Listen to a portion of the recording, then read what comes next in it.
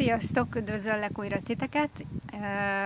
Szeretnék most beszámolni a harmadik hónapról. 3 hónapja húsevő diétán vagyok. Mit jelent ez? Annyi tulajdonképp, hogy húst eszek hússal, néha egy kis tojás, tejtermékek, sajt, szalonna. A harmadik hónap az sokkal könnyebben ment, mint az első 2. Ez egy nehéz diéta, egy kizárásos diéta. Azt mondanám inkább róla, hogy életmód, mert a diétákban van valamiféle megszorítás. Sokszor a diéták célja az a fogyókúra, itt pedig egy gyógyulási folyamat történik. Az ember eléri az ideális súlyát, ez igaz, de közben sok minden olyasmi történik a testével, amire nem is gondol. Hogyha néztétek a korábbi videóimat, akkor tudjátok, hogy elsősorban én porckopás, térd, izületi fájdalmak miatt kezdtem el ezt a diétát, és hónapról hónapra haladtam, tehát először csak 30 napot tűztem ki, pedig a cél az elsősorban az, hogy 90 napig kibírja az ember, és utána megtapasztalja a saját szervezetével, hogy mi történik, és akkor, hogy így akar-e maradni, vagy sem. A lényege az, hogy el kell hagyni mindenféle zöldséget, gyümölcsöt, tésztát, rizst, krumplit, növényi olajakat, és az ember állati eredetű zsírokat használ, tehát például vaj, vagy sertészsír, vagy libazsír, kacsazsír, tehát ilyeneket használtam sütni, főzni, és ettem mindent, ami húsféle, és még olyan feldolgozott termékeket is, ami magas hústartalmú, tehát olyan szalámit, sajtot, néha csak ilyen szalámikat, sajtokat összefogtam, az volt a kis nasim, vagy ilyesmi, hogyha valamit csak úgy hirtelen megkívántam, illetve ettem joghurtot, és ezekből általában a minél zsírosabb joghurtot, és a harmadik hónapban már kevesebb volt az ilyen hirtelen változás, leginkább az első hónapban volt észrevehető, de még mindig történtek pozitív dolgok. Az egyik például az volt, hogy úgy érzékeltem, hogy az ínem sokkal erősebb. Elég sok fogsejmet kell használnom húsevő diéta lévén, és régebben is azért használtam, de bárhányszor ugye az ember használja a fogsejmet, akkor nagyon óvatosan kell eljárni, hiszen a fogényünk az érzékeny, és mi lesz Úristen, hiszen a C-vitamin mennyiség az lecsökken, és most skorbutot kapok, meg ilyenek, de nem, tehát semmi. A legérdekesebb az, hogy egyáltalán nem vérzik, tehát a fogam, ez csak később tűnt föl, hogy semmi fogényvérzés nem történt, sőt, régebben volt is ilyen lazább fog, az teljesen eltűnt, tehát nincsenek ilyen fogkilazulások.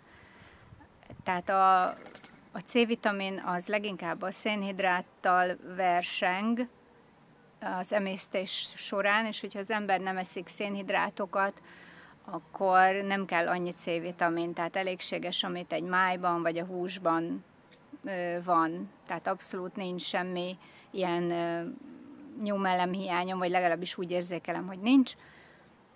A körmeim elég gyorsan nőnek, tehát régebben ugye ilyen lemezesen törtek be, most meg nem győzöm vágni őket, mindig, és elég erősek a körmeim is. Tehát a szénhidrát egyáltalán nem hiányzik, az emésztésem mindenképpen jobb. Ugye a szénhidrát, ami a zöldségekben található, tehát azok a rostok, amik kitöltik elsősorban az embernek a vastagbelét, az megemészthetetlen. Tehát lehet, hogy vesz valaki valami szezonon kívüli drága zöldséget, és aztán csak átmegy rajta. Tehát a zöldségben található tápanyag felszívódás gátlók miatt nem túl sok sem vitamin, sem ásványi anyag nem szívódik fel. Tehát egyre inkább így 3 hónap után azt látom, hogy a hús könnyen emészthető, nem rohad az ember gyomrában, hanem igenis szinte 100%-osan felszívódik, a szervezet felhasználja. És 3 hónap után már elég jól átalakul az átállás, hogy zsírt kezd el a szervezet energiaforrásként megjelölni, nem pedig szénhidrátot, nem pedig cukrokat, és amennyi cukorra az embernek szüksége van, mert bizonyos sejteknek mondjuk az kell, akkor azt a szervezet elő tudja állítani. Tehát 3 hónap után megerősített az, hogy én ezt a diétát, vagy ezt az étrendet, életmódot folytatni fogom. Tehát nem azt mondom, hogy nem lesz itt-ott majd nyáron egy-egy szelet dinnye, vagy fagylalt, de a fő rész az ez marad, magas hústartalmú, esetleg ilyen feldolgozott étel, de leginkább húsok, marhahús, disznóhús, kacsahús. A csirkéből már a mellehúsát egyáltalán nem eszem, inkább a bőrös részeket, tehát szárnyát, lábát, és tojás, sajtok, joghurt, és amit még megengedtem magamnak, az a tea és a kávé, természetesen cukor nélkül, sok tejjel. Nagyon nehéz leszoknom ezekről, majd csinálok egy tejmentes hetet, és akkor arról majd beszámolok. De egyelőre az összpozitív 90 nap húsevő diéta után az, hogy mindenképpen megéri kipróbálni.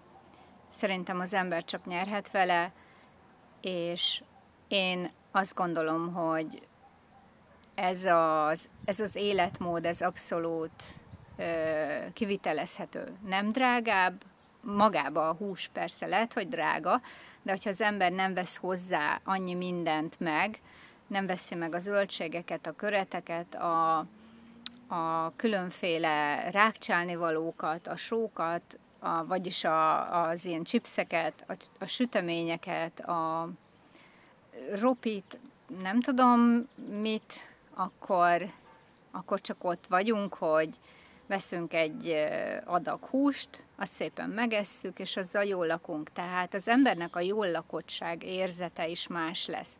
Nem az a farkas éhesség tölti el az embert, mint korábban, amikor ilyen vegyes étrenden voltam, főként szénhidrát, heavy, tehát hogy az volt a fő, vagy többsége az ételemnek, akár tésztaféle rizs, és akkor egy kis szósz, meg hús. Szóval a teltségérzet teljesen más, és az embernek elkezd működni ez a szignál, ez a jelrendszer, hogy most jól laktam, most hagyjam abba, és az ember tényleg jól lakott, és nincs az a kajakóma érzés, hogy meg se bírok mozdulni, hanem úgymond teli gyomorral igenis aktív tudok maradni. Nagyon érdekes az egész, tehát ajánlani tudom, és a következőkben majd megpróbálom elmesélni, hogy fél év után hogyan éltem meg ezt az egészet, illetve hol tartok, folytatom el, de mindenképpen ugye úgy döntöttem 3 hónap után, hogy tovább haladok, főként ezen a magas zsírtartalmú és átlag fehérje tartalmú diétán. Köszönöm, hogy meghallgattatok. Sziasztok!